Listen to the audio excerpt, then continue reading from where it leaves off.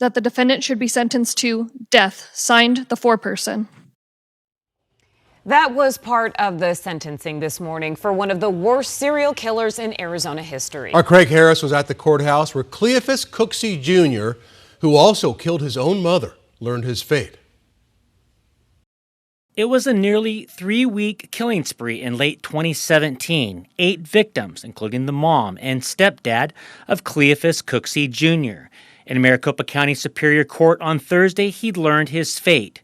6 times, the jury unanimously decided he deserved the death penalty. The jury has unanimously determined that for each of them, the appropriate sentence is death. So it is the judgment of the court that you be sentenced to life in prison, to be executed by lethal injection in due course. That was Judge Mark Brain. In 2 of the murders involving his mom and stepdad, the jury could not reach a unanimous decision.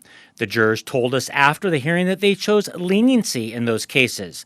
As for the other 6, they said they simply followed the law and concluded he deserved death. Prosecutors have said they didn't have a motive for every murder. Cooksey also was charged with armed robbery, sexual assault, and kidnapping. Cooksey sat stoic as the sentences were read. Earlier in the hearing, he was seen smiling and even laughing. Some family members and friends of the victims cried as the sentences were read. All declined to be interviewed on Thursday. But Eric Hampton, a friend of the victims, had this to say in September. I've known him since, I've known him since he was a kid. Kind of really surprising to see what type of monster he became. Cooksey now becomes the 108th person on Arizona's death row.